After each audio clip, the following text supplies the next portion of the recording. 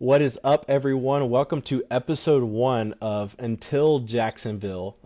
We just started a podcast. A Georgia fan, a couple Florida fans talking about some college football, the best of enemies. We talked about a lot of different names with this. Me and Kirk were kind of going back and forth. It was his idea, landed on Until Jacksonville. Obviously, the game's played there every year. One of the very few rivalries that I will say is played at a neutral site that I'm okay with. Them and then the Red River. But yeah, I decided to start a podcast, talk about both sides of the spectrum. Obviously, our teams hate each other, and one day out of the year we hate each other. But the rest of the year we're great friends. And so yeah, if y'all have anything to add on that, super excited to get this going. Really excited to just talk about college football, kind of share both sides, and really excited about really the name. Even though 2 of the next 3 years it won't be in Jacksonville, but it'll continue to age well after that. So super excited. There we go. All right, I'm ready to go. How about you, Josh? Feeling good? All right. Yeah, let's do it. Let's do Are you hitting us off with guess the lines? Let's run it. Okay, first one, 11 a.m. 22 ranked Iowa State playing against number 17 Kansas State in Ireland. Farmageddon. How do we feel about this one?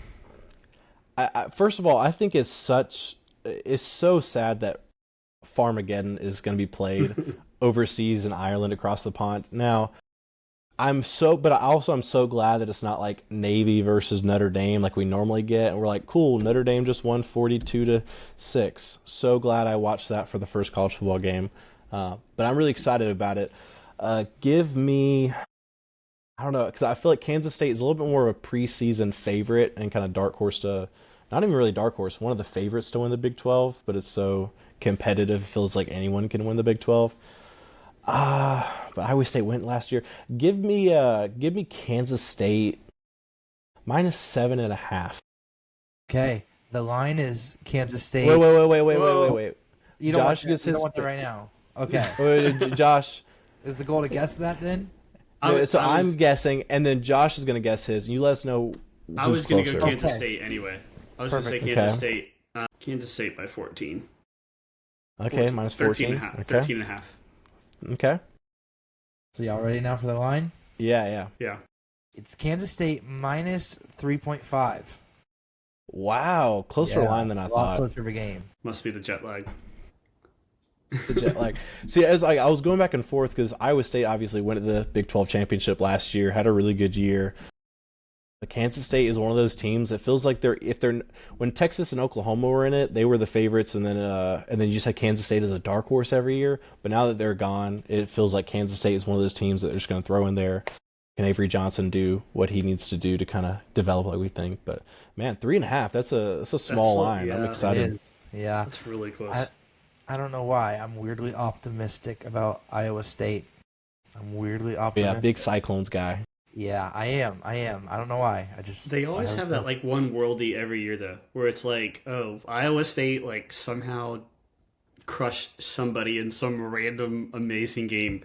Right. Usually it's the middle of the season, but maybe they'll do it at the first game of the season this year instead of like week Right. 6 or 7. Yeah, Them it felt like don't they know. were one of State.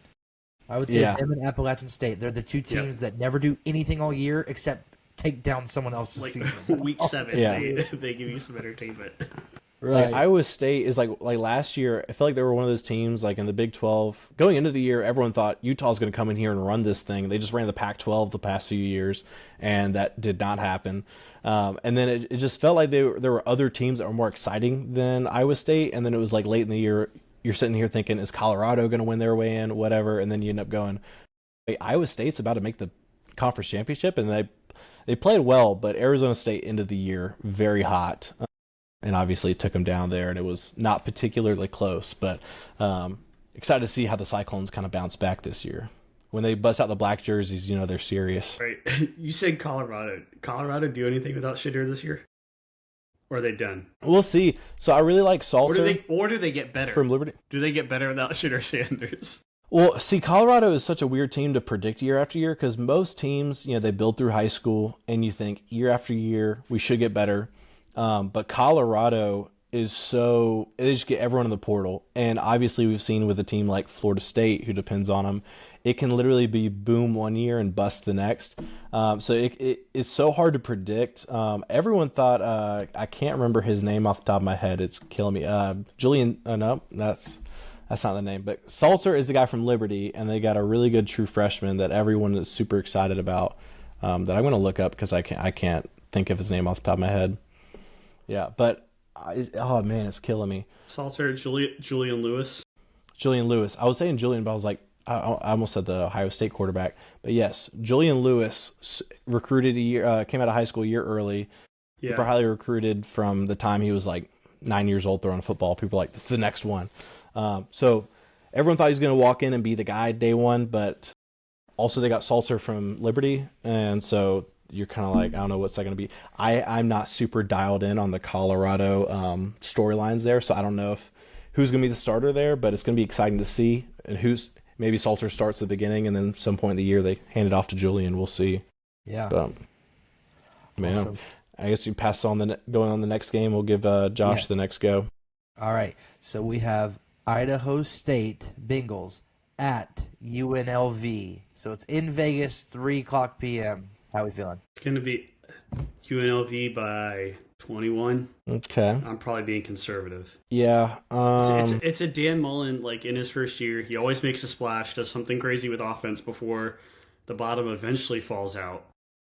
And so he's playing a nobody. So well, and he hasn't had the chance to stop recruiting yet. And so to kick his feet up and like stop not recruit. He hasn't been rejected. He hasn't been rejected by the NFL yet, so he has to try to prove himself again to get another NFL job. Give me 24. Let's say 24. UNLV okay, by 24. I feel like it very much could be that high, but I think it's going to be. I'll play just south of that because maybe week one we don't really know. Give me like I'll do that minus. I'll do minus 21.5 for that for UNLV. UNLV. Mm-hmm. It's gonna be Idaho State. Obviously, it's UNLV, of course. And I'll just say we never should have let go of Dan Mullen. That's my personal opinion. We could have hired a recruiter. We can't find an offensive guru like him. V minus 29.5. Wow, Josh takes out. Now I almost went 28, and I was like, that's I too almost high. went 24.5 to just go barely over you, but then I was like, I don't know. Week one, you should never know. Now, fun fact: in 2021, after Josh was telling me how great Florida was because they almost beat Alabama, and I was saying, I don't know, y'all got to survive games like, and I was like, y'all got to survive games like Kentucky, and he was like, what? They lost that year to Kentucky, and I said, I don't think he makes it. I don't think he makes it a full 5 years at Florida. And he looked at me like I was a crazy person. And that was his 4th season, and he did not finish that season as the coach. So I just want to say, I am a certified ball knower, and Josh is not, because I predicted the downfall of Dan Mullen because he didn't want to recruit. I'll accept it. No. Maybe at UNLV you don't have to necessarily recruit because you're not considered a blue blood school, so he can get by with mediocre recruiting at UNLV. Yeah, I mean, Florida fans for several years told us that that they didn't need a better roster because he could coach better, and so there you go. I don't know. I mean, we'll see, but yeah, as a team like UNLV, when you're playing G5 competition, it doesn't really matter as much. I feel like it'll be like his Utah days. Yep. Awesome. Okay, next week 0 game, 5:30 p.m. Fresno at Kansas. Let's see.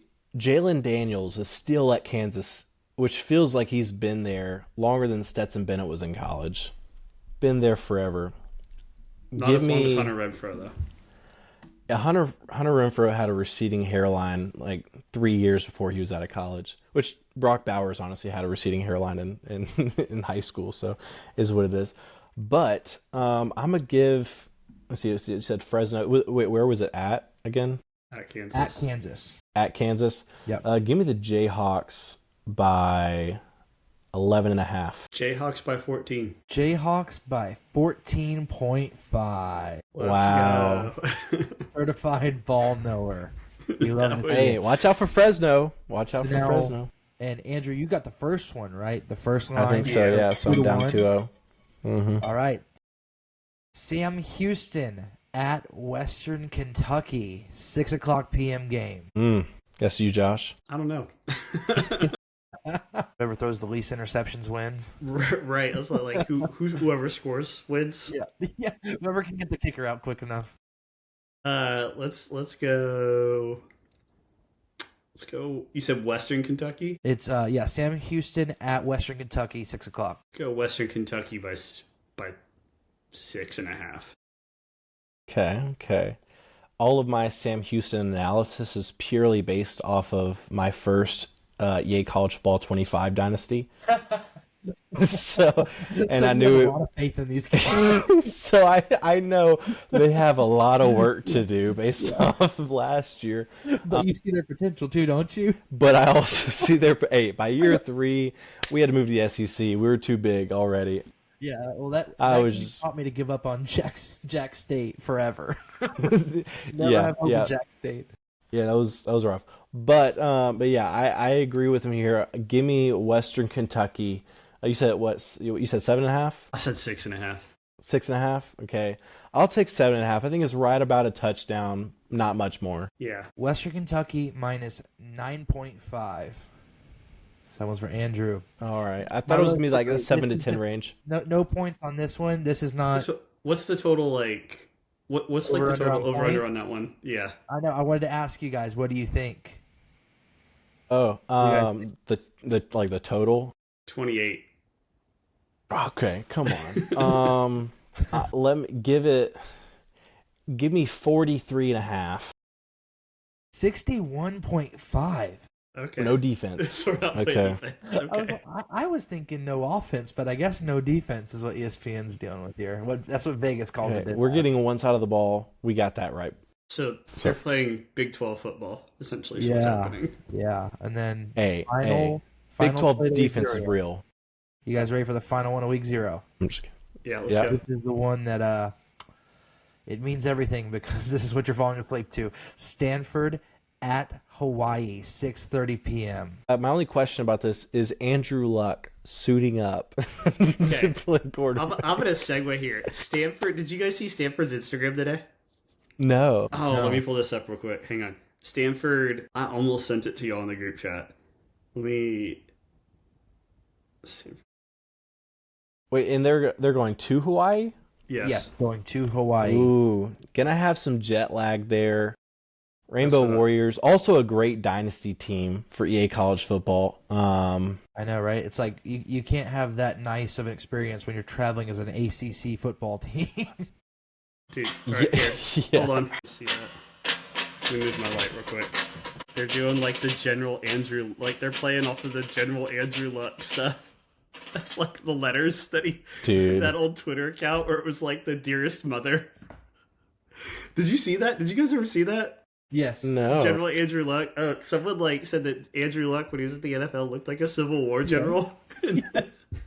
And every week, whatever game he played, like before the game and then after the game, they would be like, dearest mother, and they would write a letter about like this battle that he was about to go into for the team he was going to play. And then afterwards be like, oh, we like, the attrition was terrible, or oh, we were victorious. But they wrote it as if it was in like the mid 1800s. I love it. It was, and then Sanford spoofed it for their opener this year. My favorite has been seeing the clips of Andrew Luck playing like scout team quarterback in their practices, and he looks like he's like 47. Yeah, and he's just trying his best. But I'm like, dude, he looks nothing. He does not look like, hey, 6 years ago, this is one of the best quarterbacks in the league. 100%. You know, just gone too soon. I'm so glad I didn't draft him in fantasy that year because I had several friends that were so mad drafting him in fantasy, and then immediately him just being like, nah, I'm out. We already talked about this game, but did you guys see that post from K-State when it was a practice this week? They posted something where it was they had given the team watermelon after the game. And you just saw the comments were turned off, like, because the caption said, like, family tradition or something weird. Like, it didn't say family tradition. It said something very weird where you would have taken that the wrong way. And there was, like, 24,000 shares and no, like, the comments were turned off. And I was like, Man, social media guy just got fired. You love to see it. Yeah. Dude, when I see a post on Instagram So- with no comments turned on, I'm like, man, I'm just here too late. I'm Yeah. sad I missed that. Tell me you were raised in the middle of a Kansas cornfield. Right. So Stanford at Hawaii, 6:30. What's our? Yeah, I think I'm up, right? Yeah, you are. Give me the Rainbow Warriors by 6.5. Give me the Nerds by 7. Wow. Rainbow Warriors minus 2.5. Whoa. Ooh, so it was close. That but might be the game to watch then. And then what do you guys get What's for the- points there? hold on, what's the kickoff time? 6:30. 6:30. 6:30 Eastern, No, Central. or probably 7. Okay, Central. 7:30. So 7:30. Yeah. Oh yeah, so that's when we'll be laying on the couch late at night. Yeah, you got to watch Hawaii football whenever after the prime time games, late at night. So I cannot wait to be on my couch at 1:30 in the morning, watching some Rainbow Warriors football. Total in the game, based off last one, we were way off. Give me 58.5. I'll go low. Give me 45. 50.5. Did we just split Okay, that? so Or see, was I said 50. Think so? I was a little bit closer. Yeah, Oh, you're wait. a little bit closer. I mean, for all, it's That is basically a week split. 0. It's all week 0 Yeah, right I don't feel like doing the math on the fly. Give it to you, whatever. That was the last game. Yeah, so my next question Man. for you is, what do you think is going to be the most fun to watch game out of that whole slate? If it's not, well, I'll let you go. I said it might be that Stanford Hawaii game.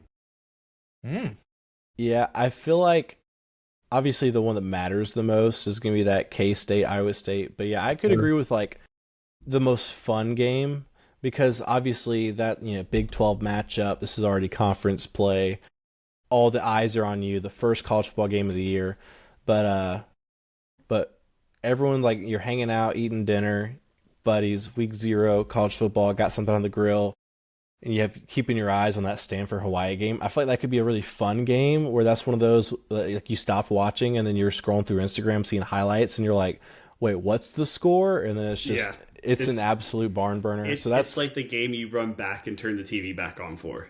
Right. Yeah. You go back and you're like, holy crap! There's 3 minutes left and it's 42-38. The team that's losing has the ball and they're on the 3-yard line on the opposite end having a drive and you're like, here we are, baby. We're so back. Yeah. I feel like that'll be a fun game. Is it just me or in games like that? Like my thing is always like overtime. I'm like, more football, please. Like go for the tie. Yeah. Like whatever the scenario is that ends in a tie. So it'll like, from like minute with like 3 minutes left until like a minute left, I'm like cheering for one team. And I'm like, okay, now I'm flipping to the other one because I need you to like kick the field goal to tie it so we get more like. And then as you look at it, you're looking at the time and you're going, yeah, we're going to be a second service family tomorrow. Definitely not first service. We're going to make that decision right now. Hey, Forrest, sorry, I can't direct live stream tomorrow. I'm still awake. Right. Yeah, I got ball to watch, bro. You got to see some Rainbow Warriors action. That's awesome. Oh, man. I'm so excited for football to be back. So I guess in the next segment, what are some of the biggest concerns? I thought it'd be fun to, obviously I know Georgia well, y'all know Florida well, but it'd be fun to kind of talk about, I guess, from your perspective, what you're most worried about for your team, but also for Georgia and vice versa. I guess kind of that outsiders looking in opinion, but does anyone else want to kick us off on this one? Sure, I can speak up. You said it was our greatest concerns. Yeah, biggest concern. Yeah, let's tackle one team at a time. Like all of us talk Florida and then Georgia, or vice versa. We could do Florida first. Yeah, I can say for Florida, I have 2 people for my biggest concerns for 2 different reasons. DJ Lagway is my biggest concern because he is injury prone. He works out too much and tries to be a meathead and then gets hurt all the time. So he kind of pushes himself too much, kind of an Anthony Richardson conversation. He doesn't understand his limits as a player, so he puts himself more in the direction of getting injured. So I'm afraid of, we have so many good pieces on our offense, Don't know how much depth we have at QB yet. I'm not fully confident in our depth at QB, so if he's hurt, that could kind of tank some things for us in some of those harder games because we have a really hard schedule. My other biggest concern is Napier. We have so much talent with such a horrible play caller. Napier does a good job recruiting, and that's huge, but you got to call the right plays. And so the things I've seen every single year so far with him as head coach, I've seen plenty of plays called where I'm like, in what scenario would you run that play? In what scenario does that play ever work? I'm talking even like Alabama versus an FCS school. When does that play work? And so Napier as a play caller and then DJ Lagway being healthy are my two biggest concerns for Florida. Yeah, I agree. Like not DJ specifically. I just say injuries in general. I feel like this might sound a little like Homer-esque, but I feel like the last few years, like I'll get to Napier, but in general, we've had a good, like a talented team. But the problem is with the schedule, like we've had the last few years, is the minute one or two guys goes down, then the depth is like shot. And it's like you can hang on for so long, but then when you're gassed and you don't have a solid second, or if you're playing second string, and then you're sending whoever else in after that, it just eventually falls apart. Also, like the rotating offensive line, the last year, like I feel like the end of last year we finally started getting solid with our offensive line where there was like some consistency. Like and so like staying healthy. If our guys stay healthy, like I feel good. I feel decent about the season, and they could maybe even outplay some play calling issues just with some of the guys that are on the field. But yeah, the other thing is play calling. We've all had the conversation. I like 95% of what Napier is doing at Florida. I think he's cleaned up a lot of stuff. I think our guys are more well-rounded. He recruits well. He identifies talent, and like the era of NIL, he's a phenomenal like talent evaluator, and that like we don't necessarily like. Yes, there's not a ton of 5 stars, but then like the 4 stars he's grabbing pan out to be way better players than some of the 5 stars that are grabbed. I think we've seen that like with guys on Florida, and so in the era of NIL, like yeah, you can get a guy on the cheap because he's maybe not ranked as high, but he turns out to be a phenomenal player. So like, I love all of that about him, but 1 hour or 4 hours on Saturdays scares me. Right. The rest of the year, I'm like, yes, dude, you're the man. Awesome. Like, I love what you're doing. Yeah. 4 hours on Saturday during the fall, I'm like, dear Lord, just please pull out the best thing you've ever done and like keep us like it. And so, yeah, that's the thing. If he can do it, yeah, I was gonna say he shouldn't be allowed in the game field, right? He's only allowed at the practice field right. and in his office, and then right. Like, you're not allowed. Yeah. Well, you can be game planning, but on Saturday, well, and I've seen stuff where like Russ Callaway is maybe supposed to help. Like maybe he does, and I hope like maybe Russ does take some stuff over. And it's great. Like I like what I've seen of Russ. I think he, from what I've seen, could potentially be a great like play caller. And maybe we're just kind of silently handing some stuff over. I don't know. I've not seen anything concrete on that, but maybe with the title comes some play calling, and we end up doing a lot more. But yeah, play calling and staying healthy. I think if those two things fall in line, I think Florida could have a solid season. But if either one or both of those things go wrong, it could not be so hot. Right. And can we just talk for 2 seconds about the clickbait that the Gators football Instagram page did this week? Did you see that with Urban Meyer? I didn't. They posted a photo. It's either this week. I'm pretty sure it was this week. If not this week, then last week. They posted Urban Meyer, and the caption said, "Guess who's back?" with a clap emoji. And then once you click see more, it says, "We'll be honoring Urban Meyer as a legendary welcome back, coach." Yeah, welcome back, coach. That's what it was, right? And all of the comments are just like, I thought he was coming back in some weird way on our staff. And I was like, well, first of all, he said multiple times he does not care to come back to Florida. He's an Ohio State guy at heart. But, man, that was clickbait for sure. And I was like...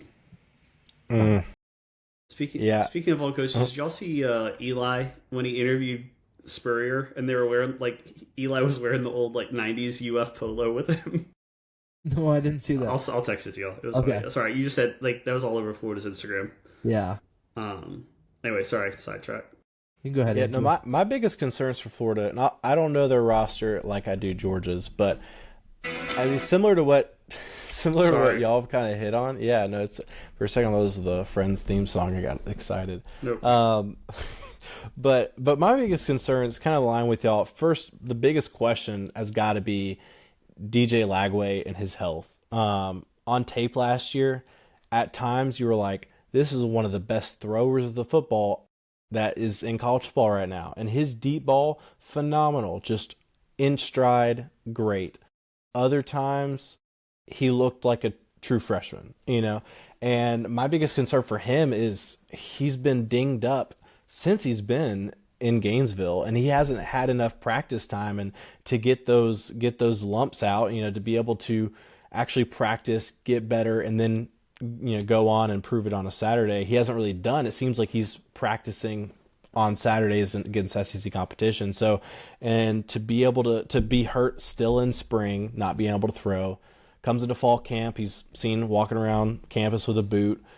When is he going to be able to get rapport? I mean, how much do we talk about that? Any given season with any player, it's, man, this player took his wide receivers down to the beach for a week and they threw routes together. They're building rapport. They're building chemistry. And, oh, these, they got a young core, but it's another year with their quarterback. They're practicing a lot in the offseason. And he hasn't been able to throw a football because of his shoulder being dinged up, which I know Chris Doring was saying that it was because he had like an oblique injury. And because of that, that was causing him to mess up his throw motion, which then put a lot more pressure on his shoulder, which is why his shoulder was hurting. But if you're not throwing the football with your guys, you're just not going to be as in sync as if you were, obviously. So, so me and my dad, we have a Google spreadsheet. We did this last year. We're doing this again this year, where we have a spreadsheet of every single SEC team, every game, the full thing in one sheet, and then we pick every single individual game, who we think is going to win, who we think is going to lose. And we did Florida's yesterday, and it felt like every game we had to talk about the conversation of, well, is Lagway playing or not? It's when Texas comes to Gainesville, do we have a 100% DJ Lagway? If so, they could win. If he's not 100%, they will lose. So it felt like it was a weird coin toss. So, yeah, for me, biggest thing is can they protect him, which I know really great two-headed monster at running back. So ground game shouldn't have to run through DJ, luckily. But can he stay healthy and can he continue to develop like we think he's going to be? Because a lot of it's still projection, even though he got more playing time than some of these other younger quarterbacks like an Arch Manning or Gunnar Stockton or whoever.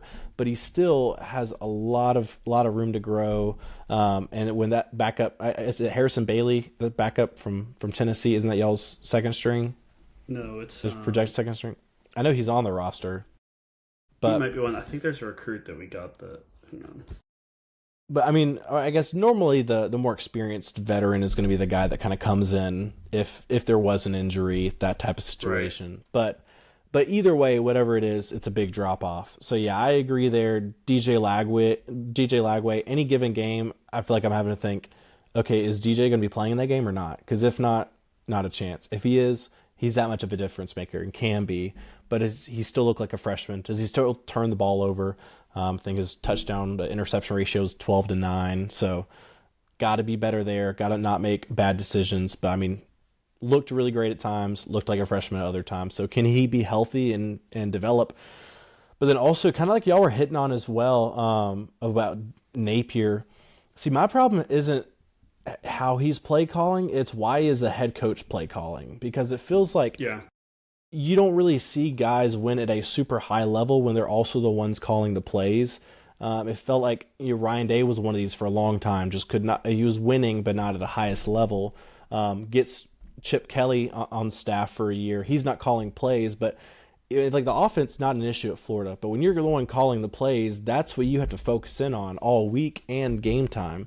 But then that's also when you have two guys with the same number go out on punt return, and then you end up giving up a free first down, or you give up some type of big bust on defense, and then oh wow, they just threw a 60-yard over our head. Is because when you're so involved in the play calling, everything else is not going to be up to standard. So to me, it's how much of that can he put on other people to not be in his course, so then he's able to focus on other aspects, and then offense can be the same, but if the defense and the special teams are better, then that's obviously going to help you out. So yeah, that's kind of my biggest question with him. It's not even his play calling itself. It's you need to be being a CEO, needed to do everything else, not just that one thing, you know. Yeah, well, I think his biggest asset is his ability to lead a group of people and kind of lead them. I mean, you see that in all the off-season stuff and like some of the names and stuff he pulls. So obviously he's a good leader of people. So I mean, I agree with you. You would think that on game day you would lean into that, say, okay, I'm really good at leading people. Let me lead people and let someone else run with, you know, the play calling, so I can oversee the organization as a whole. Because then if something goes wrong, you can go chew out the coordinator that screwed something up and get him back on track because you're not having to focus on your side of the ball because of something that just happened. Yeah, you have a wide receiver that runs the wrong route. You can take the time to coach him up, not worry about what are we about to call on 3rd and 8, you know, in a 4-quarter ball game, you know. But yeah, I mean, I feel like we kind of aligned there. I think defense for y'all should be good. Think ground game is going to be good. Think the weapons are going to be good. Think the offensive line is going to be good. It's who's going to captain this ship, and is he going to be there all year? And is he going to be what we think he's going to be, or is he going to kind of still seem like he's an inexperienced freshman who hasn't had enough rapport with his guys yet? Yeah. Yep. Yeah, and I'll kick off the Georgia side. Because for me, I don't know, I have a lot of – I feel like I don't have any big concerns with Georgia this year. Call me biased. I think we have a lot of good things to be excited about. One is a very young team. Oh, I thought I just unplugged something. I think we're good. Very young team that we've had, which it feels like lately it hasn't really been the case this year. Very young team, which I like one aspect because he's talked a lot about how he feels like he can coach this team, when several months ago he was talking about how he feels like he can't coach guys in college football nowadays. But like last year, our biggest problem on the team, defense, not even going to talk about that. Defense is great. Defense is always good under Kirby Smart. We're going to continue to reload. We recruit great on defense. Not ever going to be a concern for me until it is a concern. But offensively, obviously, we led the country last year in drops, which is absolutely insane. I remember watching the ACC championship game, and they were showing that SMU had 3 total drops on the year. Georgia had, I think, 32 at this same moment in time. And it was like, you know, a lot of people hated on Carson Beck or hated on the play calling, and they're like, oh, Mike Bobo sucks or Carson Beck sucks. So many of his interceptions were, well, the play before he hit a guy, went through his hands, and now you're in a 3rd and 10. Yeah, he forced a ball that he shouldn't have, but that also shouldn't have even been a play that was ran. You know, several times where, oh man, our offense is starting slow. I mean, against Alabama, second play of the game, we had a guy, Arian Smith, down the right sideline, wide open, burned the defense right through his hands. And everyone's like, oh, we started slow. We almost scored a touchdown on the second play of the game, but it went through the guy's hands. And so and we upgraded our weapons a lot. I feel like every year for Georgia, we got some names, but not proven production. Is now the year. I said it about a year ago. I was like, I'm never going to get excited about a Georgia wide receiver room until I see them produce. But also, they've never invested in the wide receiver room like they have. Getting rid of Carson Beck and that cap space that he took up freed you up to be able to get a Noah Thomas from A&M, who was really good last year, to get a guy from USC and Zachariah Branch, who everything is talking about he's really good. And apparently he's really bulked up. I've seen some pictures of him last season compared to right now, and it's insane the way he's transformed his body. So I think wide receiver, we should be a lot better. Colby Young got suspended a few games in the year. That's been resolved. He's back on the team. So having a guy that's 6'5", can get great jump balls. Another guy that's 6'6", get jump balls. Another guy that's a speed demon in Zachariah Branch. I think we upgraded the wide receiver room enough to where I think it will be good around Gunner. I don't think he has to be this Heisman contending quarterback. I mean, look at Ohio State last year. Will Howard was not a Heisman contending quarterback, but he did enough and used his weapons around him. So my biggest thing, honestly, is can we stay healthy and can people be what we're hoping they're going to be? Offensive line, super banged up last year. Running back room, super banged up last year. Wide receiver, couldn't catch a cold. So I think we did the right upgrades, but can guys stay healthy? And then can our wide receiver room finally be what we're expecting it to be? A lot of emphasis has been put on the running game this year, and I think having a somewhat mobile quarterback is going to help with that as well. So yeah, I'm super excited, which I don't really give a big concern there, I guess, but it's really just, can we be healthy, and can the young guys that we're projecting to be good, can they be what they need to be? But I mean, you could say that for most position groups on our team, I would say. You can go ahead. I would say for me, if I was Georgia, and again, I don't follow Georgia that closely, until we get a lot closer to November, to that end of October, early November. But right. I think for me, just Jacksonville. Exactly right. but like for me, like just in passing, like just kind of watching like college football and stuff, the concern would maybe be the quarterback position, because again, I don't watch a lot, but it always feels like that. Oh, like this guy that was the starter left, and this dude behind him is going to be the dude. I've seen that work exactly one time, and it was because of an injury, and it was Kyle Trask, and then Tom Brady. And so it's like, yes, maybe he does have the higher ceiling or the higher potential, but why was he not starting over Carson Beck? And is there something that maybe it's not even big, but something little that's there that maybe causes that miscommunication or that disconnect with the receivers that maybe becomes a little bit of a liability, and maybe not. But I feel like anytime you got that guy coming in that hasn't really started a lot behind the dude that did, there's the question, and that's maybe been there a little bit. The question then becomes, what is he really when he has to play a full game or multiple games in a row, back to back to back, or he has a really bad game? Where does his head go? Can he bounce back? Can he recover? Or is he going to be a head case, and it kind of throws things off the rails? So I don't know Georgia's quarterback that well, but I think there is enough of an unknown there that, hey, like if things don't jump the way that he thinks it might, and it's Gunnar Stockton, I'm assuming, right?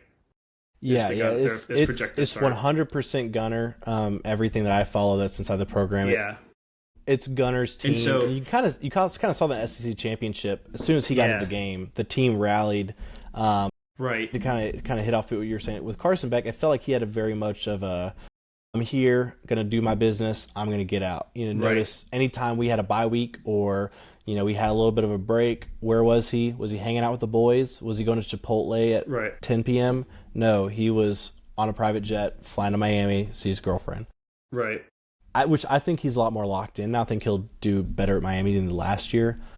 But 2023, I mean, played very well. And you could see over the course of Kirby Smart, he's going to play the experienced guy, and they're going to have to lose that job. I mean, besides Fromm and Kirby's second year, which that was due to injury, and then they just kind of rode the hot hand. But since then, it's been the experienced guy is going to get his shot. And then it was Carson's turn, fourth year in the program when he was first becoming the starter. So, gotcha. But he kind of hit the ground running. I'm expecting similar with Gunnar joining the roster in 2022. He's been there for a while. He's been competing. And I think if you watch, especially the Notre Dame game, because Texas kind of just came in and was just trying to, do what we could to get by and win it, which he made it. We completed a comeback. We won that game. But against Notre Dame, watching that game, I never coming back after that game, I never thought it was Gunnar Stockton's fault. Like, I think he played better than Carson had at times. The biggest thing is his deep ball is way better. I think 30 yards and in, Carson Beck is one of the best in college football right now when it comes to accuracy. And besides a little stretch during the middle of the season last year, he's usually been a really good decision maker. He only had 3 picks back in 2023 altogether. Last year against Florida, he had 3 in that game alone. It's like he had times in the middle of the year he was trying to do too much, and he's talked about that. But yeah, it very much still is an unknown, I would say, with Gunnar Stockton, because we haven't seen a lot of it. But his only 2 games we've seen him against is against a really good Texas defense and a really good Notre Dame defense. So he's been as battle-tested in a game and a half as you can be, I feel like.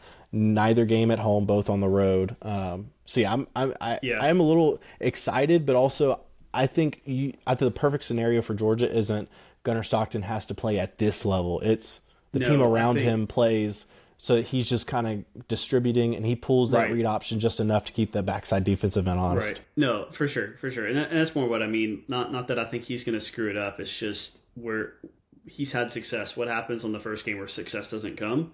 and what's his reaction to it. Yeah, no, 100%. It's Don't one know thing you're to in the play out fire. of your it's one thing to play out of your mind in a big game just because you rose to the occasion, but it's another thing entirely when just nothing is going your way, you're not getting calls, everybody's dropping everything. What do you do? And that's just I think that's I think this year for Georgia it's going to be whatever Gunnar Stockton does, so goes the team. Yeah. Great. All right. Well, I can go now. I would say for Georgia, I think them being a young team is why I'm concerned about their success. I say concerned. I want them to fail because it's Georgia. No, I want Florida to fail 100%, so I completely understand. But I would say if I were a Georgia fan, what would concern me is that they're a young team because they have to get used to playing these big games and playing up to a standard that Georgia has been playing at. I would say that we saw the same thing with Florida. We had so much talent, but it was young talent, and Not as much talent. they made a lot of mistakes and they fell short in a lot of different ways. And so it's hard to come play for a big brand like a Georgia or a Florida and be so young and be expected to just play at that level of excellence. So I think that is a major concern for Georgia.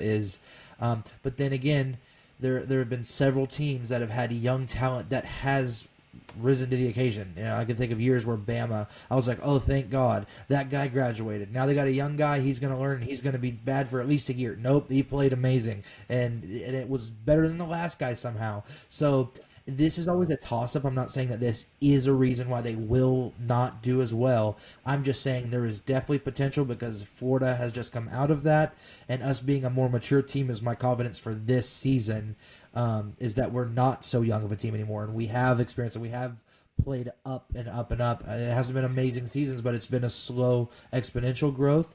I just don't know that they will rise to the occasion this year or not at Georgia. I just don't know. And I think, of course, the fundamentals, getting back to catching the ball, is going to be huge too. That was a big random issue where it was like, what's going on here?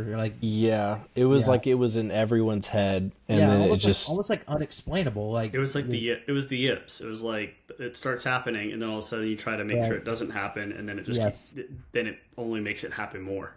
But I will say this, though. I do think that Georgia is better coached than Florida, so I would say that their young talent would go a little bit farther than Florida's young talent did when they were developing 4 years ago or so. Yeah, and a fun fact, I mean, they have a higher blue chip ratio right now than they did during either championship team we had a couple years ago. And I think one thing, even though it is a young team, I think the thing that does help, though, is because I think before, even like last year, I mean, you had a lot of guys on that roster that had 2 national championship rings. You don't really have that hunger. I know one thing Kirby Smart's hit on a lot is, are you willing to eat off the floor? How hungry are you?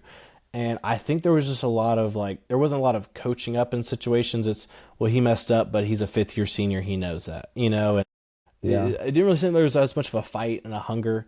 I mean, there's one guy on our entire roster who has 2 rings, and he didn't play for either of them. He was not. Right. He's an offensive guard and may not even start this year. We don't know.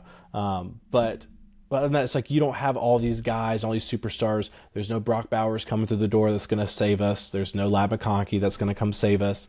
So I think not having that to kind of fall back on of these more experienced guys that set the standard to do all that have had the success. It's so hard to continually have success. It's just at some point it's just gonna go down. So yeah, that is one thing. It's like for me, it's almost like a good refresh of okay, now it is kind of young. Let's see it, and it may be a thing where we're even better next year than we are this year. But I mean, at Georgia right now, the standard is, hey, you're competing for a national championship, but I do like that we're not a projected number 1 or number 2 overall team, that we're just kind of sitting back a little bit. And I think I think they hear, there was one point in the offseason, Paul Feinbaum was talking about, they're like, is Georgia going to be okay, or they're going to be fine or not fine with Gunnar Stockton? He was like, not fine. They're not going to be okay with him. Yada yada. He's going off about it. Well, then in Daytona, he was talking to Kirby Smart, and he's like, I don't know if you heard that segment that I talked about. He was like, yep, I heard it. I heard every second of it. He was like, Gunner got the message, so I appreciate it. So Georgia never gets to really play the doubted card, but I feel like the first time we are, almost like the little Clemson that Dabo loves to pull. But yeah, kind of getting hated a little bit. No one's really talking about Georgia preseason. Everything's about the almighty Texas and how great Ohio State was last year and how great Alabama is. So I kind of like that we're in the Who's talking about Alabama this year? Dude, a lot of people, dude. The standard is the standard, right? Kalen DeBoer, he's beating all these top coaches. They own Georgia, you know. So that's the standard is sitting on game day every week. Right. True. Hey, but I can't talk too much because again, we can't seem to beat them for anything. This is the first time we've ever played them in Athens with Kirby as our coach. As many times as we played them. But yeah, no, I'm excited for that game, but also I've been excited for a lot of Georgia Alabama games leading up and left very very upset. So. I think pretty much every team has been excited to play Alabama at some point in their history, and more often than not, it doesn't end the way they want it to end. Yeah, but like you said, the standard is on Saturday morning cussing on college game day, so we're so don't have to worry about that, luckily. Or catching Pat McAfee as he falls out of his chair every week. Yeah, no, phenomenal stuff always. I do have a little bit of a trivia question. Without cheating, do y'all know what the team that you play week 1 is? Yes. LIU. Yeah. Do you know what LIU stands for? Long Island. Okay, you got it. Okay. I quizzed my dad yesterday. Right? Are they the Sharks? Yeah, they're Sharks. I quizzed my dad on it, who is like a football guru, and he could not guess what LIU was. I saw that like 6 months ago. I was looking at the schedule and I was like, Long Island? What? Yeah, first reaction is, they have a football team? They have a college? That was me. Yeah, that's going to be ugly. Other than that, though, schedule's pretty tough. What do y'all think? I guess as Florida fans, what do you look at the schedule? Obviously, over under 6.5, not expected to be a lot, but I think Florida fans are not going to be happy with the 7-5 season. So, what do you kind of feel like is a good number? You're like, if we finish with this record, I'll take it. Man, that's tough. The Gator standard is a real thing, and what I mean by that is we're really good at complaining. That doesn't mean that we always win. Yeah. That means that we're really good at complaining that we're not in the national championship conversation. So I think if he's below 10 wins, he's getting canned this year. I think this is really. You think 9-3 he gets canned? I think there's a large potential for him to get canned this year. We're in the weirdest circumstances with the interim president and AD. Like, there's so much garbage behind that everyone has, like, he's gotten way more time than he should have gotten, I think. According to typical Gator fans, they wanted him fired in year 2. They wanted him to get the every other coach treatment.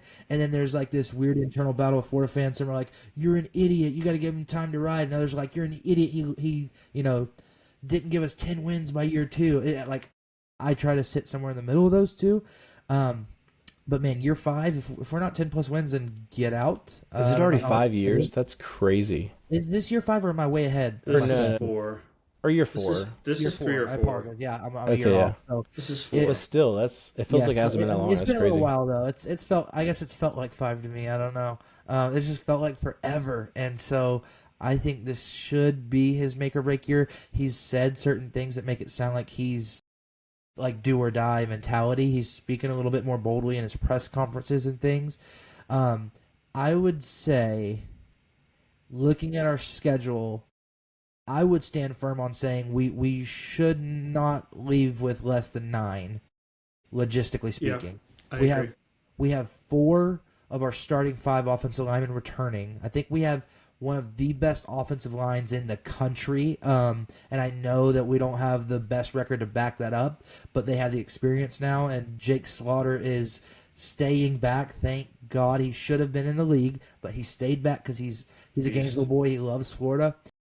our offensive line is nasty. So if we can just run the ball behind them and Lagway can throw up some pretty passes like he's known for doing, I think we have a really good season ahead of us. Yeah, and we talk depth, but offensive line's kind of the one position I'm not worried because we recruited some like massive humans to offensive line this past year, like Desmond Watson, massive. No, they're these ones are not quite that. They're not like hole pluggers like Desmond these ones was. have heard of a treadmill.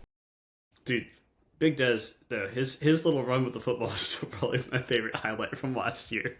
Just because of like, dude, if he had tripped over his own feet, nobody's stopping him. But no, I agree with the offensive line. I think it can help us, and I think in the conversation that we mentioned earlier, DJ, it might help keep him healthy because he doesn't maybe have to do as much. He can trust him and just kind of sit.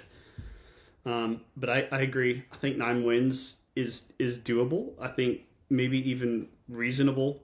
Because I think there's some that people are like, oh, for sure loss. But of all those games that people say for sure loss, I'm like, okay, some of those are going to break our way. Right.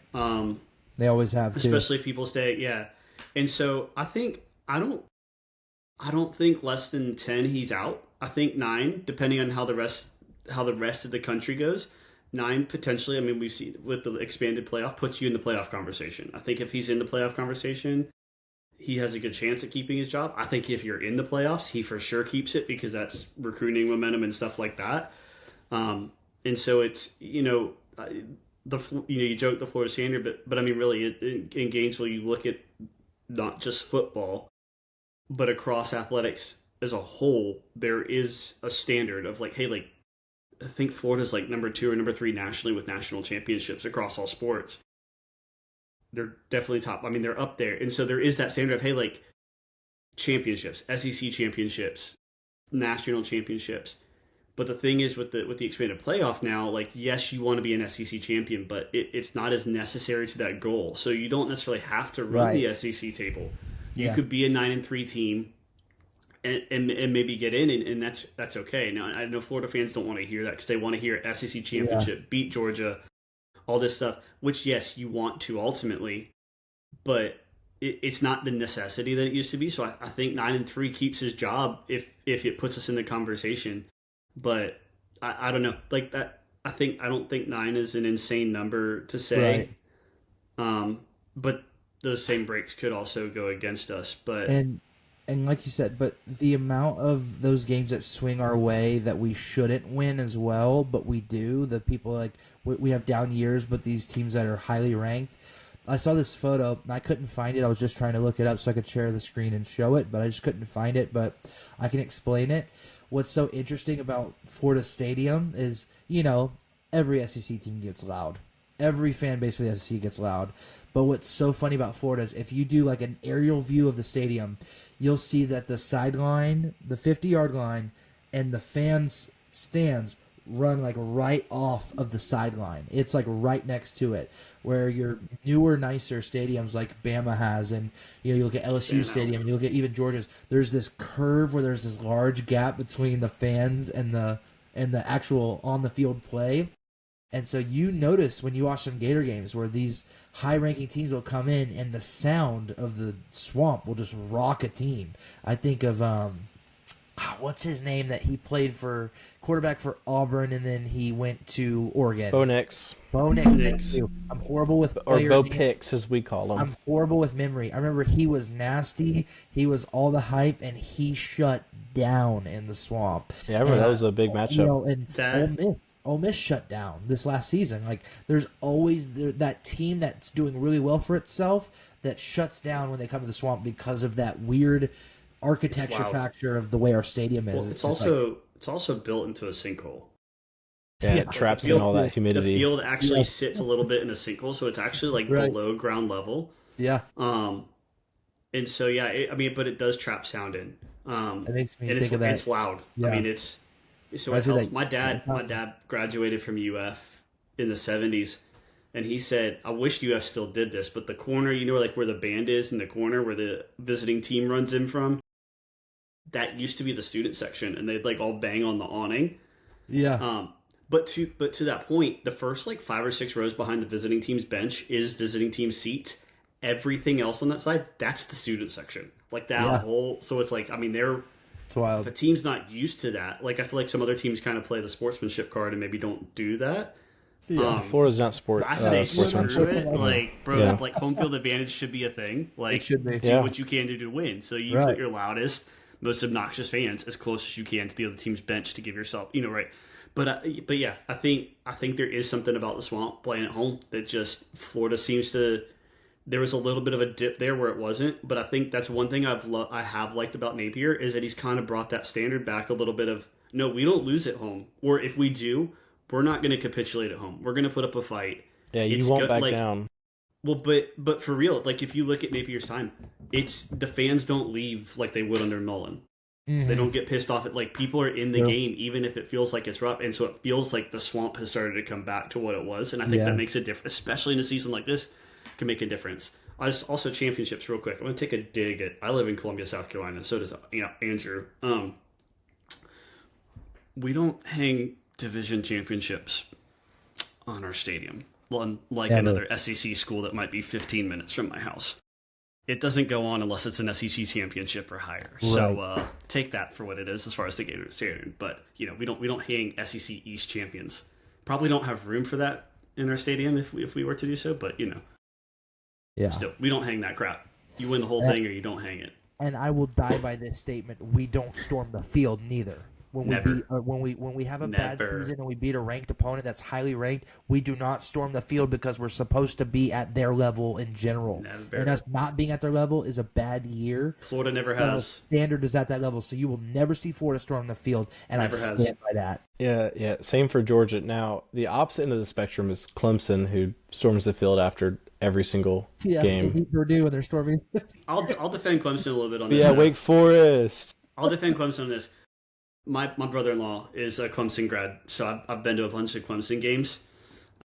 It's not like they do it win or lose. It's more of a tradition thing where they meet you interact with players and stuff like at center field. So it's a tradition. It's not like we won we go there. It's win or lose. They just don't show it on TV, but it's like hey the team gathers and the fans gather at midfield at home win or lose. So I'll defend them a little bit there.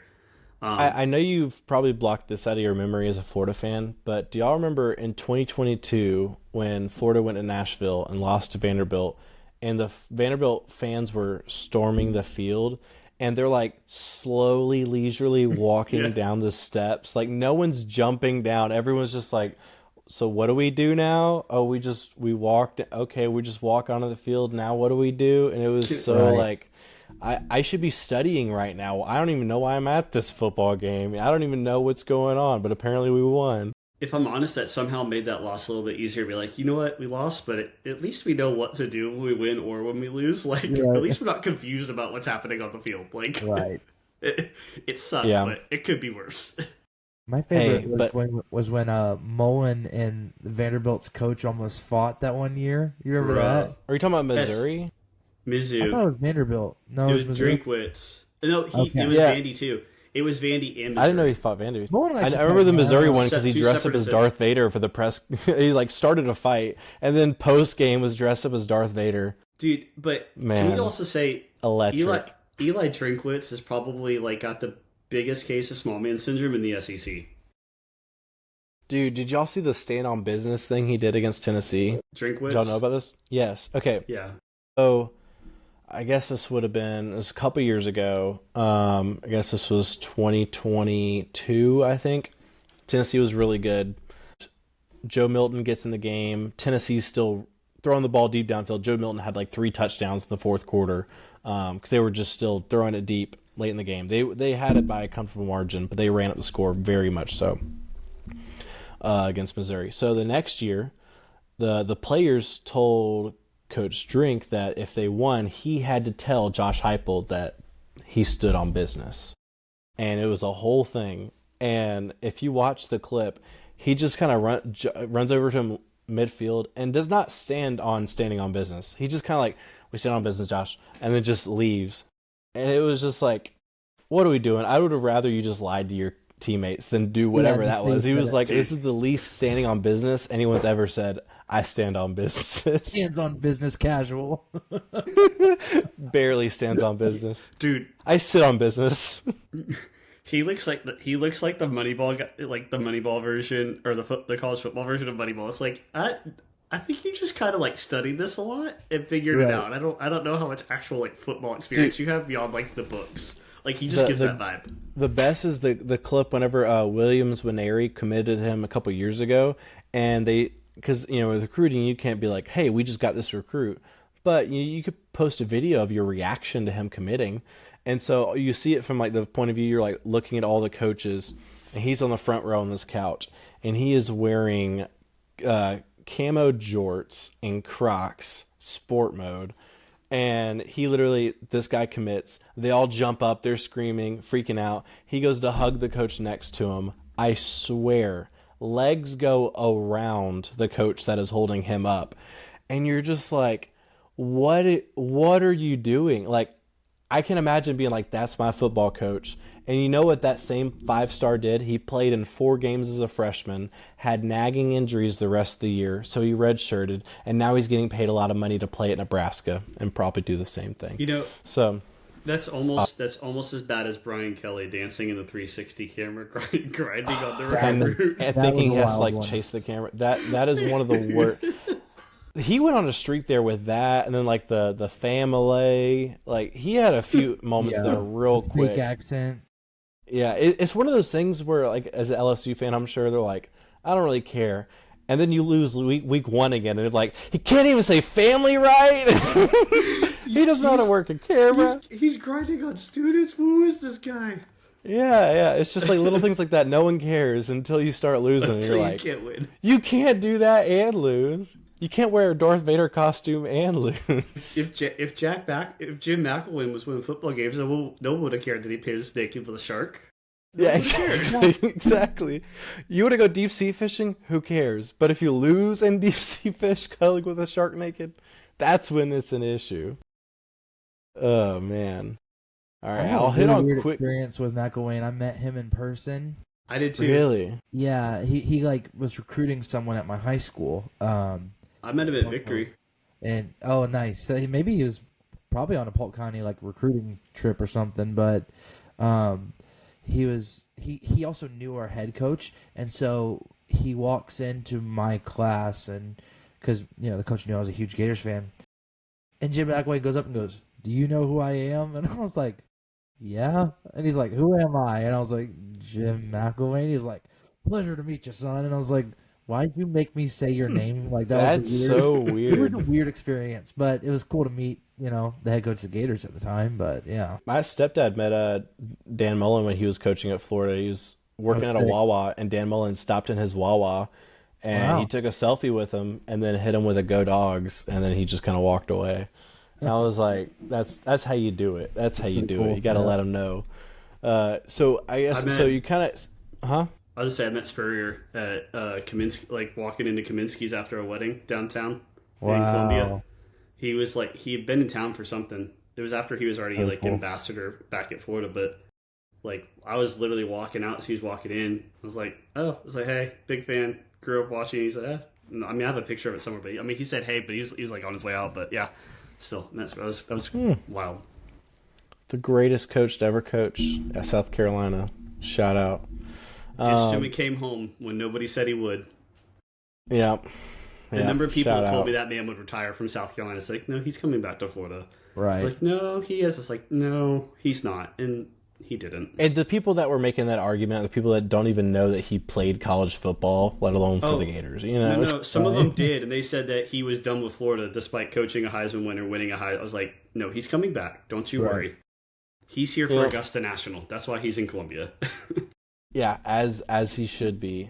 So I guess to kind of go back on a point, and we kind of trailed off there. But Florida, y'all are kind of thinking need 9 wins, 8-4, not good enough. But I think 9's possible. 9's possible, okay. But if you finish 8-4 and you lose to like 4 top 10 teams, are you like, oh man, and DJ Lagway looks good, assuming he's healthy? Is it like burn everything, or you're like, we can build on this? I think it's all about the playoffs. If you're in the conversation at 8-4, right, you hang around. Like even if you don't, I think even at 8-4, if you don't get in, and you don't get in because someone else pulled out a crazy game and ended up just barely knocking you out, I think you're there. Now, if you're 8-4 and miles off the playoff, it's done. But if you're in the conversation and you did everything you could do to put yourself in a good position, I think there's a difference in that. Like, and if it's 8-4 and we're even close, I need Napier lobbying like Saban did when he was on that college football panel as a coach, lobbying for his team to get in. I think he will. Politics level lobbying. I think he will. Yeah. Like, See, our media team is phenomenal. 9-3 with your schedule, I don't hate the argument because I mean, whatever those three losses are, you beat some good teams and you lost to some good teams. Unfortunately, though, in reality, 8-4. Strength of schedule has gone out the window. Now, they did make a note, I think it was like yesterday, they made a note that the college football playoff did that strength of schedule will be a factor and will be, a part of the conversation. Now, we don't know if that is how big of a determining factor. Yeah. But they did talk about, it's more, about the importance of beating good teams versus beating bad teams, but also the importance of losing to good teams, not as bad. Losing to bad teams, that's really bad. So they did talk about that. So again, we'll see once it's actually, it feels like every week during the playoff, they change their mind on what the criteria is. But yes, and I also think they're saying that too, though, because they're trying to get people off their back because there's been so many fluke teams make it into the playoffs. Like, how many times do we have to watch these random schools make it in and get blown out round one for them to start considering strength of schedule a lot heavier into that conversation? Yeah. Yeah, 7 of our 12 are ranked teams, right, with preseason rankings. Yes. Yeah. So, yeah, correct. So it's like the top 10. Yeah, and that's the thing is like you could, let's see, what's the lowest rank? Let's see, 9, 10, 1, 19, 5, 21, 24. So you'd be a top 25 team and be 5-7, realistically. But it's just, I mean, I think, though, it's like, I think if Florida fans, this is my perspective, say you lose at LSU, you lose to Texas at home, and you lose to Georgia, I feel like you'd still take that. It's like you lost the 3 best teams on your schedule, but in that same situation, you went on the road and beat Miami. You went on the road and beat A&M. You went on the road and beat Kentucky, which is big for Florida. I'm just kidding. Went to Ole Miss, Tennessee at home. We don't know what the heck Florida State's going to be, so who knows? They're going to be trash. Still, yeah, probably. I'm telling you right now, they're not going to be good. There's no way they're going to be good. There was nothing to build on. They didn't add a whole lot. And all of their players that they got are like guy who didn't work out at Boston College, thrown to guy who didn't work out at USC, and the other guy is a guy who didn't really work out like we thought at Tennessee. And it's just like it's all just retreads that didn't really work out, but maybe they'll work out with more humidity. Who knows? Maybe that's what they needed in their life. I put this on my Facebook kind of as a joke, but also kind of serious, which is there was their whole schedule slate, and I shared it to my Facebook page, and I said they have one of the easiest schedules in college football, and I still think they're going to struggle to make a bowl game. I mean, I think it's going to be a bad year. I agree. They got worse as the year went last year, and they started off pretty poorly. And I have the joy of the Lord when I hear that and see that. Yeah, I feel like in the ACC though, the difference of being like can't win an ACC game versus being an ACC contender is not that big of a jump. I feel like if you're in the SEC and you're 0-8 in the conference, building to being a conference championship, I mean, you have to take so many leaps up year after year after year after year to eventually build to that. I feel like in the ACC, you can be 4-8 and the next year contend for the conference, which is exactly what happened a couple years ago. They didn't make a bowl game. The next year they went 13-1. They always say 13-0 if they don't act like the Orange Bowl ever happened. But it is the largest bowl victory, margin of victory in the history of college football, 63-3. And I like to remind all my my wife's family, who are all FSU fans, I remind them that quite frequently when I can. He's the only time I supported Georgia ever. Yeah, that was big. I don't think I've ever pulled for Florida in a football game. In fact, I had some friends in high school at one point who went to the 2012 Georgia Southern game and pretended to be Georgia Southern fans just to hate on Florida, and then actually ended up Georgia Southern won that game. That's funny. And I was so mad that I was not a part of that. But I was like 11, so what was I going to do in downtown Gainesville? Yeah. I know the game. Y'all blocked each other. Man, that was tough. But yeah, I mean, for Georgia, it's kind of I feel like an easy line of if you make the playoff and you make a run, whatever happens, happens. Anything less than that is just not going to be good enough. I think it helps us a lot that our biggest, like last year, we had to go at Ole Miss, at Texas, at Alabama. Brutal. Having those 3 games at home now, I mean, the only true road games we have are Tennessee, Auburn, and Mississippi State. Think we should win in Knoxville. Obviously, we should win at Mississippi State. Auburn is like, we should beat Auburn, but playing at Auburn is a whole nother ball game. True. We don't have Brock Bowers to bail us out like we did a couple years ago. It's just there's weird voodoo stuff that happens, and they beat teams that they shouldn't whenever they play in Jordan-Hare. So true. But I mean, other than that, can we get over that Alabama hump? I feel like is the biggest question, and then make the playoff and kind of see from there. But yeah, I think manageable, and it's not like you have a streak of really tough games for the most part. It's like at Tennessee, but then you got a bye week before Alabama. Then you got Kentucky, and then you got to go out of Alabama. And I think Ole Miss will be down this year. Obviously, I think Florida is going to be a big game. Then you have another easy game before Texas, another easy game, Georgia Tech. So it's like it kind of breaks up easily. So it's not like, oh, these 4 games in a row are brutal. But yeah, we'll see. I feel confident. I think each individual game, I'm like, we should win that probably. But I think realistically, for 11-1, 10-2, like that's good enough for me. Honestly, I'd rather probably miss the SEC championship game, host a game, get matched up against Toledo or whoever wins the G5 spot, and then blow them out and get matched up against whoever, So we'll see. I'm glad they fixed the seeding this year.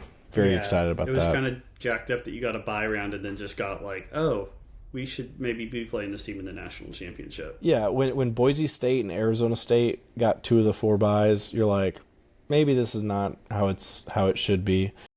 Because then you get rid of all the bad teams round 1. So if round 1 isn't good, who cares? Because you have better games next round. I mean, anything if you're not making the playoff.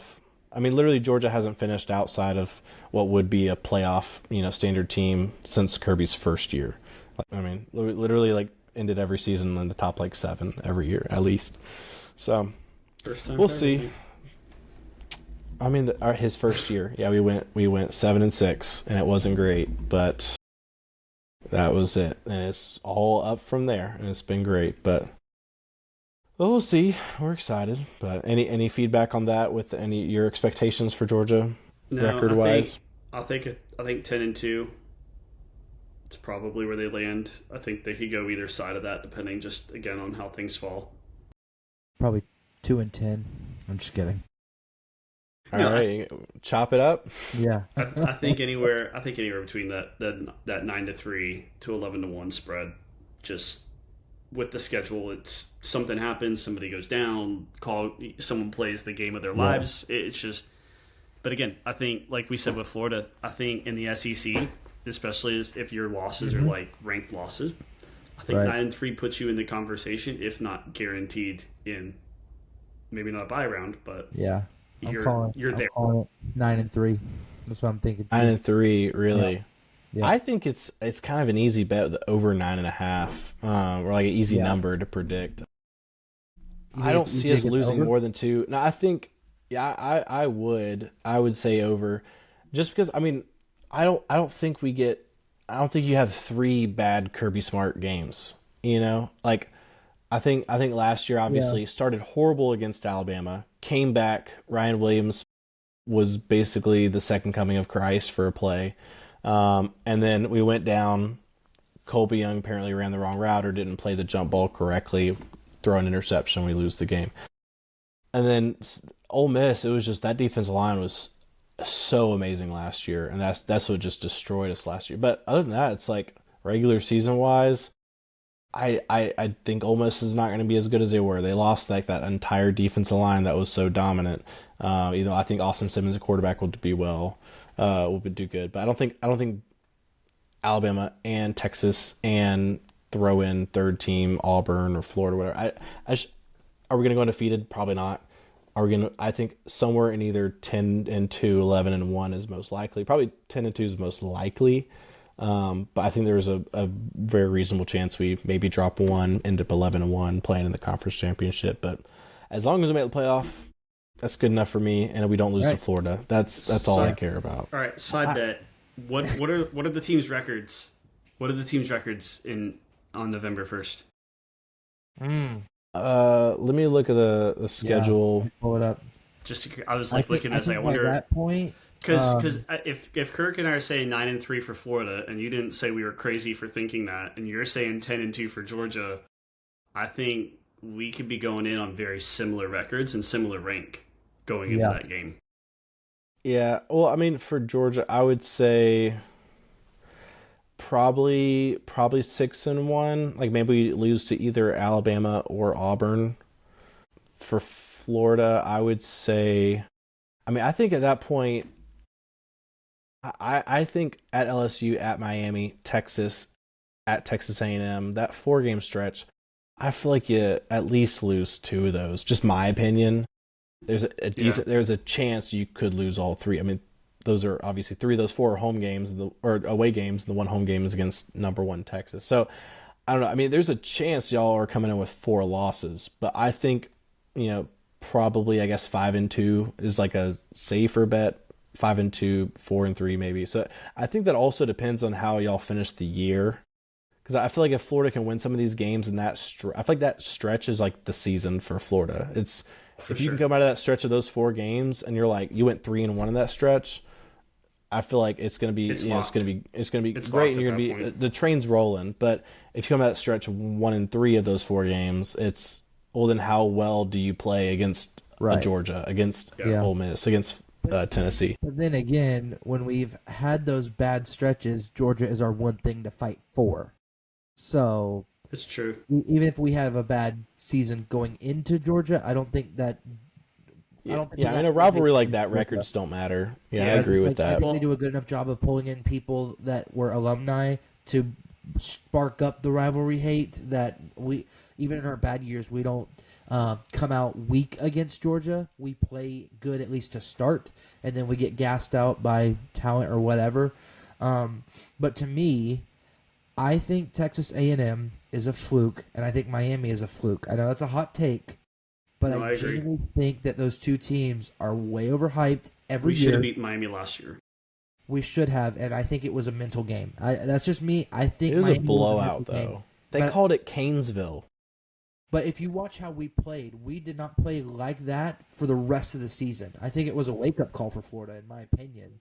I think we came out super flat, and that was a wake-up call, and we didn't play that way the same. Texas A&M is a fluke. I think we would lose to Texas, and I think LSU is always a toss-up. Every year it's been like this. Good or bad for the Gators, good or bad for LSU. It's always a toss-up game. It's sometimes tossed by a shoe, but, Go ahead. But I think the biggest thing that hurts us with LSU is it's a night game. If that's an afternoon game, I'd say it's a true 50-50 split. Right. I'd probably give the edge to LSU just because it's a night game. Yeah. I'm really high on LSU, honestly. I mean, I think Garrett Nussmeier another year more. I mean, he was a first-year starter last year. I feel like a lot of people think that he was like a third-year veteran starting, but first-year starter. I think he's weapons-wise, I think they greatly improved. Adding a guy like a Nick Anderson, adding a guy like Barry Brown from Kentucky with insane speed. I mean, I think we'll see how they start the year, because if they can't win another Week 1 game, we'll see. But I'm pretty high on LSU. I mean, that's going to be a big game for Florida. That's really y'all's first game of any substance, right? Because y'all, because I mean, a couple cupcakes. Unless you can get past South Florida, that's a big opponent for y'all. But I'm just kidding. LSU, though, I just think that if we will just win the war in the trenches, I think we're okay. I think if our offensive line bullies their defense enough, we'll outscore them. But our defense against Nussmeier, I'm nervous for. So we just need our offensive line to show up. I also think it's going to be hard to have a great run game against LSU. They did put a lot of money into adding in some really good transfers, especially that front seven. I mean, it felt like every always player they have a got, good besides a group. couple of receivers, it felt like they just amped up that defense a lot. Yeah. Billy Baker, year 2 is the DC. I'm not one of these thinking they're going to win the title or anything, but it seems like Right. LSU, they go through these spurts of they're always pretty good, and then it's like they just go all in, they're great, and then they kind of fall Right. back a little bit. It's like they kind of float around 9 wins, and then they have a great year again randomly. So I'm pretty high on them, but yeah, I mean, I think it's pretty realistic that going into the Georgia game, you have 2 losses like in LSU or at Texas, but it's just going to be, are you going in the Georgia game with a 5-2, or are you going in 4-3 or worse? So it's, I still, A&M's a weird team where I'm not 100% sure, but I think another year with what's the coach's name? I'm blanking. Elko, yeah, Mike Elko. I think having another year of him, I think the defense is going to get better. I think Marcel Reed being the guy and not getting thrown in a Connor Wegman style offense. I don't know. Le'Veon Moss, really high on him. Finally got Ruben Owens back. Got Emmitt Smith Jr. I don't know. They're going to have a good run game.